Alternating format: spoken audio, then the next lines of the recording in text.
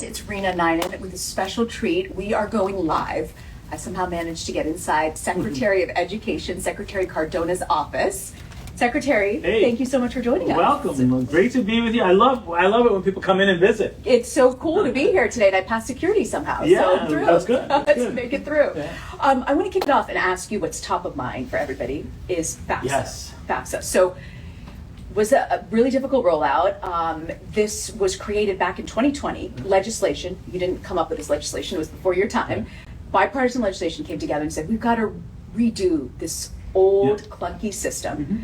Part of it was, it's like 108 questions for FAFSA to fill out. They narrowed it down to like 36 questions to make it easier to file. But the rollout has been difficult. It's like 6 months delayed for some schools. Most people don't know what their financial aid package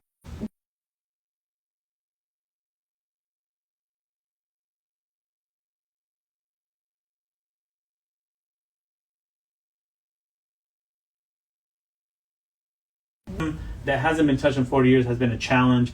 And I empathize with those families, those parents, the schools that are waiting for the information. I'm happy to say that we've been sending them out. So that means if a student fills out FAFSA today, by Monday, the colleges will have the information. Because that wasn't the case before. It was this taking is months. But now you're saying, if I put in my application, if I haven't done FAFSA yet, I still have a chance, number one. Absolutely. And the second thing is, if I put it in now, it's only a matter of days. Correct. And the correct, some of it was the feeding of information. Well, the thing is, we weren't processing them because we were having issues with the system that was supposed to process it. We got past that. We're sending the information out. I was talking to college presidents today. Schools, like one of the schools I spoke to said they're going to be processing up to 25,000 by tomorrow. So, it's moving much later than it should, and I appreciate everyone's patience and hard work. But at the end of the day, we're expecting 600,000 more students to have access to federal aid. The goal is to open the doors to higher education. It's a tough process to change something that hasn't been changed, but it's going to be better for our students and for our families, and it's going to open doors to higher education for so many more students across the country, which was the goal when this was rolled out. Did you ever apply for FAFSA, by the way? It's funny because I'm a first-generation college student, so when I was 17 years old looking at, what are my options? It was such an intimidating process. Yeah. I really didn't want to put my parents through that, given they were working so hard so that I could have access. And I look back, I'm like, I should have done it. I probably left money on the table. Yeah. So to the students and families that are listening, fill it out. The process now is about 20 minutes. And, that's part of the change, right? So an hour-long process. A lot of people are like, nope, I'm not doing it. Now it's about 20 minutes for the students. So that's part of the thing that we're happy about, that it's simpler. I didn't fill it out. And how many people in this country lost opportunities to have federal aid to go to college because the process was so cumbersome and wonky? I didn't fill it out. No, I'm the girl who goes to the grocery store with coupons, so I'm never going to leave money on the table, so I understand the importance of getting this filled out. When you talk about where we're at right now, what's your advice? Because so many people now, unfortunately, especially in a lower economic class, they are going to not be able to go because they just don't know the package. What do you say to them if they're saying, I can't go? No, I don't think that's accurate. I think they can go. And the information is being processed now. Schools are getting the information. They're waiting for them. And they should be able to have packets sent out. I'm expecting some students to be receiving packets as soon as a week or two from now. Okay. So, no, apply. Fill it out. It takes a short period of time. As a matter of fact, we have over 7.5 million people that have already filled it out. We have a nationwide campaign. The message is do it. And as a matter of fact, you may get more money this year than you would have with the old system. I think that's an important thing for parents to realize too. Yes, it's frustrating to wait, and it's requiring more of us in terms, and I'm a parent of a high school senior myself, so I get it. I get it. I'm living this as secretary and as a parent. It's really important that we get this stuff out there. But to the students who are questioning, fill it out. Fill it out. There's a greater potential that you can get aid, and doors are open to higher education. Everybody's in the same boat. So it's not just students who are maybe struggling financially. Everyone's in the same boat. So fill it out. Fill it out. So the next thing I want to ask you is, it's not too late, so that's good news that you can still get that money. But for the colleges, I'm hearing from presidents, and what are you hearing? Because they were like, oh, we can't, we're so behind, we can't. What's your advice to the colleges at this point? Well, look, I want to say thank you first, because they're having to adjust as well. My advice to the colleges is to give the students and families enough time to make a decision. It's an important decision in their life where they're going to go to college. So make sure that when you process the letters, that you give them enough time to make decisions, that you over communicate. We recognize parents are questioning, or students are like, when am I going to hear? Over communicate. The schools that my daughter is interested in, and that we're getting emails, we're getting, orientation visit requests. Everyone's in the same boat. So I commend and appreciate those universities that are really doing their best to communicate with families, like, don't worry, we're good, we got this together. And ultimately, I'm hoping that as a result of this new process, while frustrating that it's delayed, there's going to be more dollars and more students will access higher education. Mm-hmm. That's been a major goal of the Biden administration. A campaign promise made about student forgiveness, loan forgiveness, redoing the system has been a big thing. What is it about this administration on getting more people to colleges and being able to afford it? Because, $90,000 now for some universities. That's wild. Isn't it crazy? Yeah, It's like buying a Rivian every 4 years or something. Yeah. Higher education has been historically a system of have and have-nots. When the president hired me, he said part of the reason why he hired me is because he knows that as a first-gen college student, as a father of 2 kids, my son's a sophomore in college, my daughter's a high school senior, I know what's going on in the space. And as a former teacher, I know how schools operate. And one of the things he said was, we need to make higher education more accessible and more affordable. So yes, it's worth fighting to fix FAFSA. Yes, it's worth fighting to address the runaway interest that has made getting loans a lifelong sentence of paying back. Yeah. Yes, debt forgiveness is part of it. Yes, college accountability is something that we're bringing to the table too, to make sure that if you're charging students this much money to go to school, they better be making at least enough to pay off their loans, right? So we're introducing policies there, increasing Pell Grants. The president has pushed to make more federal dollars available to students who want to go to college. We're also creating pathways, so not everything is 4-year college. There's a lot of opportunity, a lot of high skill, high paying jobs available, but we have to create those pathways. So the president is taking this very seriously. The first lady too, she's a community college professor. But it's really in the DNA of this administration to open doors to opportunities for more students across the country. What is it like? Because you're not just a Secretary of Education. You've got a child in college and a senior. Yeah. How different? Was the process different from your first to your second and applying for aid? Yeah. So when my son was applying, first of all, for parents, it's scary. Look, I'm the Secretary of Education. And when my kids were going through that process, there were so many questions that I had. What the sticker price for this school, and they're offering aid. What does that mean? Or, could I take the aid package that I got here and tell the other college, say, look, this is how much I'm getting over there. You match it if you want them. Yeah. Those are all things that we learned by doing ourselves, my wife and I.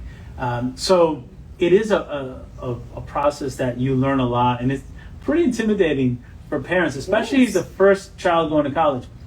I filled out my son's FAFSA. That was like an hour-long process. I could see why people give up on it. Yeah. And I filled out my daughter's this year, which was a new form. Okay. And it was much simpler to get it done. So, yes, the process has been, delayed, but I'm hopeful that this year, moving forward, it's only going to get better. More kids are going to get more money to go to college. So for me, it's a fight worth fighting. Mm.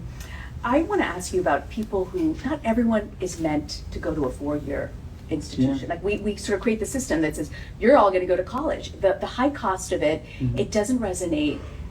You did something different in high school as well. Yeah. Tell me about it, because I'm kind of interested in that. Sure. I went to a technical high school where I learned how to fix cars for 4 years. Wow. And but see, the beauty of a good career technical education program is you have options when you graduate. I could have gone on to the automotive, technician profession, but I had a teacher that saw something in me that I didn't even see. She said, you should be a teacher. I think you'd be a great teacher. So I ended up, and I was prepared, and I did exceptionally well in college. So we need to open doors in all of our schools for pathways. And, the president has invested so much in chips and science, energy, the energy provisions under Inflation Reduction Act, where we're creating batteries here for EV cars, even the infrastructure stuff. There's so many career opportunities that didn't exist 4 or 5 years ago. And we have to look at it as, if students are interested in that, let's give them an opportunity to learn about it. When I was commissioner in Connecticut, I would talk about Groton Submarine Base, right? So they have like 5,000 vacancies. Well, some of those are welding positions, right? There are students that want to learn how to weld. So you go in, you weld, you can get a job making $70,000, $75,000 a year. Now, if you want to continue for your 4-year degree, sometimes they'll pay for it. You go in and you get a degree in coding, and now you're coding a machine to do the welding. You're well over $100,000. Without a 4-year, in many cases, without a 4-year degree, you could be making good salary, living with dignity, bringing your family into the middle class, getting benefits. And I think we've done a disservice to our students in this country over the years to have a 4-year college or bust mentality. Right. That's why we ended up with people not graduating, in debt, and needing loan forgiveness or going into default.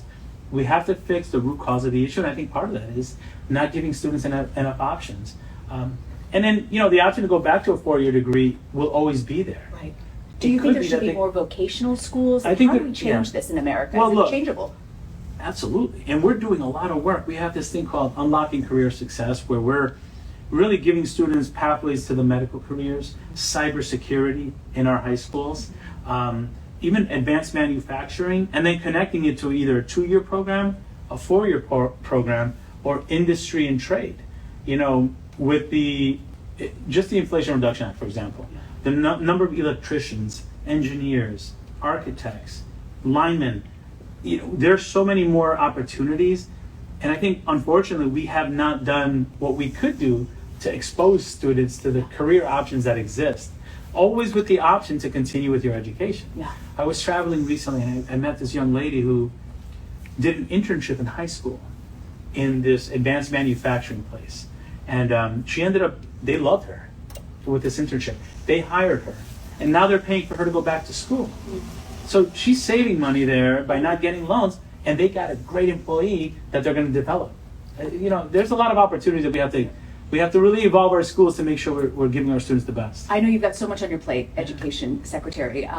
Before you leave your office here, what do you want to walk away and say, we did this, that this is a personal goal to you? Good trouble.